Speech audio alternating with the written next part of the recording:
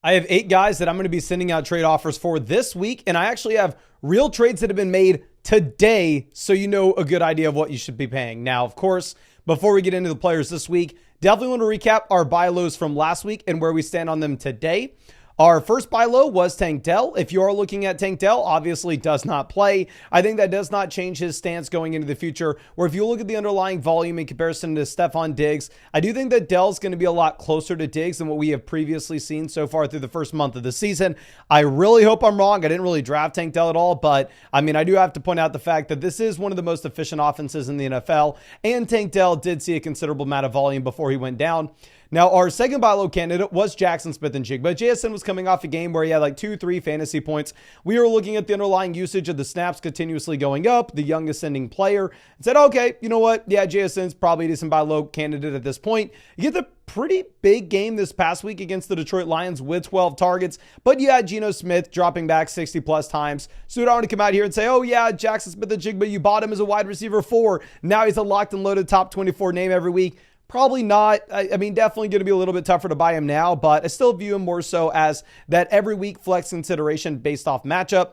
Our next buy low candidate was Jaden Reed, with the thesis that Jordan Love coming back into this offense, you would dramatically see the overall passing volume increase. Now, of course, no part of me thought that Christian Watson was going to get injured, but regardless, we have now seen Jaden Reed's value absolutely explode. I've seen a lot of people coming out claiming that he is a wide receiver 1 in fantasy going into the future. I understand the thought process where you did have the 30-point performance with Jordan Love under center back in week 1. This past week with Jordan Love, you did have over 20 points for Jaden Reed. So I want to sit here and go, oh yeah, he's a top 12 guy. Look at me. We said to buy him low. The reality is, no, you are going to get Christian Watson back in the long term. There's still a ton of players touching the ball here every single week in Green Bay. Jordan Love's not going to have 400 passing yards a game going into the future. You're not going to have 50 passing attempts every single week for Jordan Love. So honestly, if you didn't buy Jaden Reed last week at that like wide receiver 3 price tag, I probably wouldn't pay up now if you're going to have to pay a wide receiver 1 tag.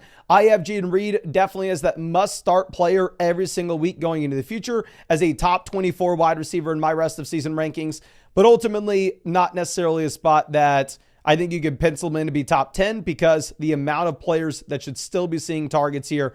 Now going over to Jordan Addison. Jordan Addison was our 4th buy low last week. Jordan Addison obviously scores 2 touchdowns this week.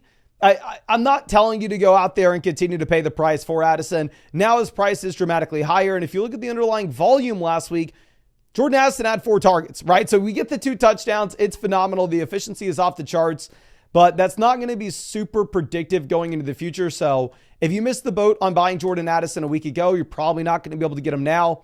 Josh Jacobs was a buy low candidate for us last week. And honestly, I stand by. I think Jacobs is still somebody that you can go send offers for and is still a very attractive buy low candidate where you have both A.J. Dillon as well as Marshawn Lloyd on the IR. The thesis here with Jordan Love under center is this is going to be an offense that's able to score a ton of points every single week. Now, yes, they fall behind very early in that game to the Minnesota Vikings. So you do end up seeing over 50 passing attempts from Jordan Love. And really, they do have to abandon the running game, but that's not a guarantee to happen going into the future where Jacobs still is seeing 70+% of the opportunities in this Green Bay Packers backfield. We know that Josh Jacobs is a capable receiving back. You can go ahead and look at the receiving volume that Jacobs had a week ago. I think Josh Jacobs is a 3-down running back and what should be one of the better offenses in the NFL. It's not like he's old enough to be in the washed range. So I had Jacobs as the buy low candidate last week. You didn't get the pop. Instead, you had the pop are the guys like JSN, Jaden Reed, Jordan Addison. So I don't know if I can tell you to buy him low again, but I can definitely tell you to go and send more offers for Josh Jacobs. And then our other buy low candidate last week was Jonathan Brooks. It sounds like Brooks will not be back in week 5, but definitely nearing return. And at the same time, we have seen Chuba Hubbard actually put up phenomenal stat lines over the past 2 weeks. This has been a much better Carolina Panthers offense. Now, of course, y'all have called me out for being a homer for our Texas Longhorns. Hockenson. Can't fault me for going to school there. Can't fault me for being excited that we are number 1. But regardless, looking at Jonathan Brooks, is a running back that has the capable receiving skill set. Is a running back that has the size to be a 3-down player. Is a running back that now does not appear like he is stepping into one of the worst offenses in the league. Would not be surprised whatsoever if Jonathan Brooks comes in, sees 70% of this backfield for the Carolina Panthers, turns out to be a high-end RB2 in fantasy, and somebody that you are starting every single week going into the future. But let's move over to the buys this week. Starting off with somebody that is not playing a game this week, and honestly, it's a lot easier to buy those players. Jalen Hurts. If you're looking at Jalen Hurts, of course, over the past 2 weeks, very disappointing. You actually see Jalen Hurts so far this season averaging about 16 fantasy points per game. And if you look at what we had at the second half of Jalen Hurts' season last year, Jalen Hurts also was down under this 20 points per game mark. But obviously, so much of this is tied to the injury that you have with A.J. Brown. This is the perfect bye week timing for Jalen Hurts, Devonta Smith, A.J. Brown. Get this offense fully healthy. If we're looking at the historical splits with and without A.J. Brown for Jalen Hurts over the past 3 years, we saw 18 games with no A.J. Brown. And in those 18 games, Jalen Hurts averaged 22 points per contest. Whereas if you look at the games with A.J. Brown, Jalen Hurts was up at 25.5 points per game. Jalen Hurts in those games averaged almost a rushing touchdown per game. He averaged almost 240 passing yards per game, which is phenomenal passing volume for a quarterback that gives you the rushing upside. And what we actually saw over the past 2 weeks is while, yes, you had no A.J. Brown, so Jalen Hurts was a worse option overall, you still did see the tush push actually be effective in Philadelphia, which is a big thing where if you get to the 1 yard line, if you are there for maybe, 2 inches outside of the end zone, you could still see Jalen Hurts essentially just punch in those rushing touchdowns, which is a cheat code in fantasy. Now, I understand you're going to say, well, Mason, my league mates, they know that A.J. Brown was out. They know Devonta Smith is out. They know that's why Jalen Hurts disappointed.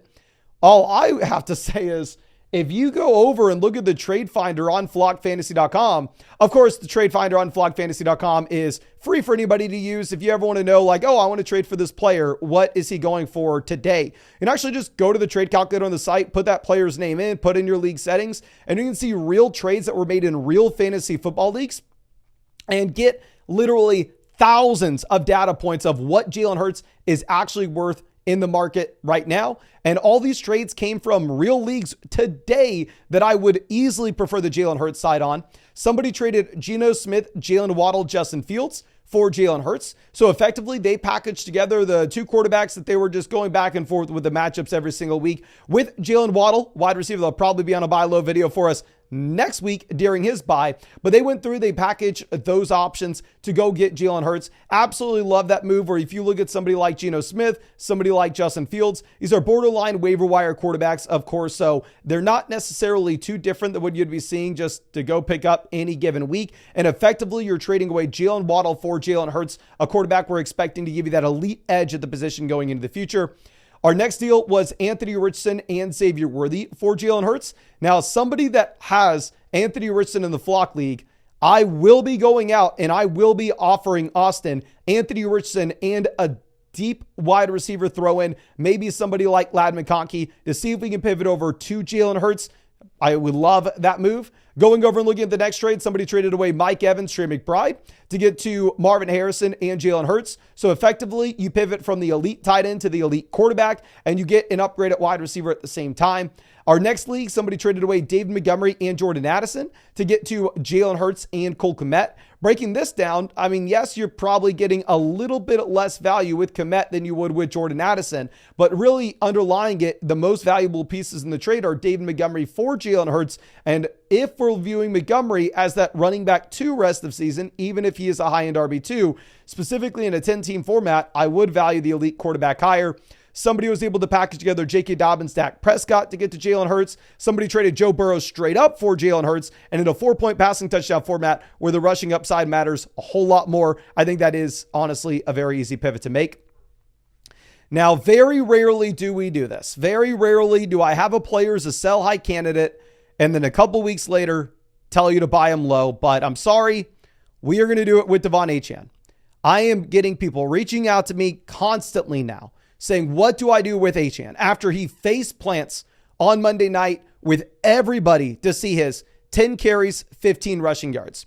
You go back 2 weeks ago with his 11 carries for 30 rushing yards. And people are full-blown panicking right now.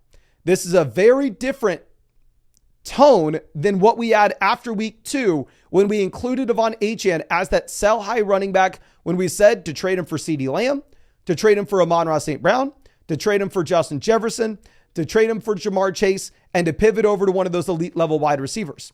And full transparency, if that is still the cost in your league, for the love of God, you do not want to trade for Devon Achane. That was the cost way back in week 2. That's why he was a clear sell high guy for us. With the injury to Tua, we had a lot of people thinking that he was going to be able to just get there anyway and that they were going to have to lean heavily on him. But the reality is when your starting quarterback goes down and sportsbooks are putting you as a bottom 5 offense in the NFL consistently, what actually is the case is your offense probably won't be able to pick up first downs. You probably won't have any trips to the red zone. So it doesn't matter if they are quote unquote game planning around you, you are not going to get there. But for my personal belief in this Miami Dolphins offense, I do believe that Tua will be back this season. I also think that you are very fortunate to have the week 6 bye for Tua's recovery here, where you essentially get that extra week penciled in. So if we go through and look at this, Tua has the Thursday night concussion back in week 2. Then he misses week 3. He misses week 4. He will miss week 5. Obviously, he won't play week 6. None of the team will play. And then he will not play week 7 because we know he's not eligible to return until 4 games after he's entered on the IR. But in week 8, at that point, Tua will have had 40 days to come back from this concussion. And to be completely honest with you, I don't think we can sit here and argue, oh, he should, he shouldn't. It doesn't matter what he should or should not do. If you look at the underlying contract money, very rarely have we ever seen a player being able to walk away from this.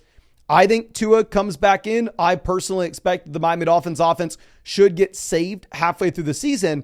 And now that you have the faceplant game from Devon Achane, who the underlying usage is actually improving, where over the past 2 weeks, you have seen over 70% of the snaps in this backfield, I am now willing to go out there and buy because he has not moved in my rankings at all. Once Tua went down, we knocked Achane in our rankings. There's no reason to knock him yet again because he's looked bad in a situation where he knew he would be bad. I'm going through and looking at some trades for Achane right now. Somebody traded Daniels and Bucky Irving for Devon Achane. Give me the Achane side. Somebody traded Brock Bowers, Michael Pittman, and Rico Dowdle. I think that's very easily the Achane side, at least in my mind here. As somebody was able to trade Pitts, Jordan Addison for Achane, give me Achane. Somebody traded Chubb, Calvin Ridley for Devon Achane, Darnell Mooney. Ignore Darnell Mooney. Who gives a damn? Give me Devon Achane. And somebody traded Deontay Johnson to Kareem Hunt for Achane. Just give me the running back that has the top end talent profile, that is going to have the receiving usage, where I do believe that his offense will get better going into the future as well. Now, going over to what we have with our next RB, we are going to be looking at a Mr. Travis Etienne, who, not going to lie, I thought got benched earlier against the Houston Texans, where if you were looking at him standing on the sideline, helmet off, we had no reports whatsoever that this is a running back that was dealing with that. It essentially gets a stinger during the game. Sounds like he is not going to be injured in going into the future. He's been horrible so far. I mean, yes, you have 2 total touchdowns this season, but we have not seen a game with more than 13 carries. We have not seen a game with, even the receiving volume. At the best, you have 17 receiving yards. He hasn't cracked 100 total yards in any game here. And obviously, the snap data is much worse, where Tank Bigsby comes out. Tank Bigsby is the leading rusher for the Jacksonville Jaguars this past week, and Etienne only plays 52% of the snaps based off him getting banged up early in the game. But I'm trying to be as objective as we possibly can here with this Jacksonville Jaguars team. They've been horrible. They're 0-4. But going into the future, you're in a spot where, I don't know, they should have much better matchups. They're going up against the Indianapolis Colts this next week. Sportsbooks are currently projecting out the Jacksonville Jaguars to be an above average offense for the first time pretty much all season. So far this year, they've had to play Miami with Tua. They've had to play Cleveland. They've had to play Buffalo. They've had to play Houston. It's been a tough slate of games. However, Etienne's had double-digit touches in every single contest. He's had the usage as a receiver as well. And if we're going through and looking at how people are panicking, somebody traded Alexander Madison and Shaheed for Etienne. Somebody traded Kyron and Diggs for Lamb and Etienne. Now, obviously, it's a little bit tougher to break down. Kyron to Lamb, I would say that's an upgrade. Pivoting from Diggs to Etienne, I think that covers your running back points. Somebody pivoted from J.K. Dobbins and Brian Thomas to Travis Etienne, Tyler Lockett. Somebody pivoted from Brian Robinson to Travis Etienne, Jake Ferguson, Aaron Rodgers. Honestly, in my rest of season rankings, there's a good shot I'd prefer Etienne straight up over Brian Robinson in a full PPR format where we know Etienne has the receiving usage. Going over and looking at Etienne's underdog pick'em this week, they currently have him higher, lower, 55.5 rushing yards. Honestly, I don't mind taking the higher there, specifically going up against the Indianapolis Colts, where you do have what is supposed to be a much improved Jacksonville Jaguars offense, according to sportsbook lines so far this season.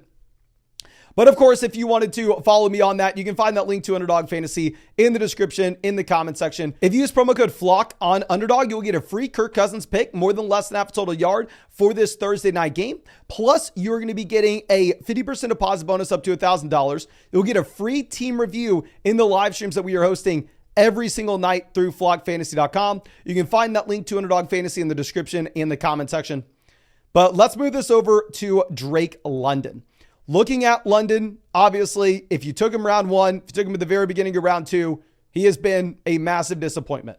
This is a wide receiver that has yet to crack 20 fantasy points, which, would be fine for someone taking in round 5, but obviously with where his ADP was, not looking good. But if you look at the underlying volume numbers here, they've actually improved as the season's gone on. You have 3 targets, 7 targets, 9 targets, 12 targets. And if you look at the Kyle Pitts separation scores, Kyle Pitts has been arguably one of the worst route running tight ends that we have seen in the NFL so far this season. Pitts is getting no volume at this point. Darnell Mooney is a perfect complement to Drake London, where London is actually going to be seeing the majority of the volume, where Mooney is going to be stretching NFL defenses and taking away safety attention. And if we look at some of these costs for London, somebody trades Mike Evans and a bench receiver and Keenan Allen to go get that upgrade for Drake London. I'd prefer London there. Somebody trades Zay Flowers, Bucky Irving for London. Somebody traded Jake Ferguson for Drake London. Somebody traded Shaheed straight up for Drake London. So I'm completely fine buying the wide receiver that's been disappointing, where the underlying target volume's there. And the Atlanta Falcons have had very tough matchups so far this season. They had to play Pittsburgh, Philly, Kansas City, and New Orleans. The matchups and the schedule should be much better going into the future for this entire Atlanta team. Now, going over to our next player, we will be looking at another injured guy similar to Jonathan Brooks last week in TJ Hockenson. With TJ Hockenson, this is a tight end that may come in to save the fantasy position a few weeks from now. Now, my hesitation with Hockenson coming into the year is looking at this Vikings team and going, oh, okay, well, there's a chance that this team's not really playing for much. And all of a sudden, we see that they have no incentive to bring TJ Hockenson back in, where Hawkinson's a tight end that, is a luxury for this squad in 2025 when you have JJ McCarthy fully good to go. But now the Vikings are 4-0. The Vikings very well could be 5-0 if you're looking at the fact that they're favored this week as well.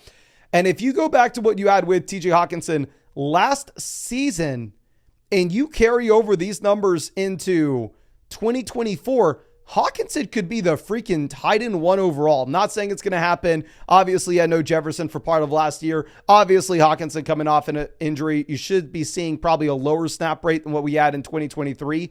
But just to remind you, some of the stat lines that you have, starting week 1, 9 targets, 8 receptions. Week 2, 8 targets, 11 targets, 3 targets, 8 targets, 8 targets, 12 targets, 9 targets, 12 targets, 15 targets, 7 targets, 6 targets, 8 targets, 7. I would sell any of my possessions right now if I could get a tight end that has this kind of volume every single week in the Flock League. Do I expect that to be the case for TJ Hockenson this season? Probably not. The reality of it, he's probably going to come in and be a little bit more of a part-time player, especially early on.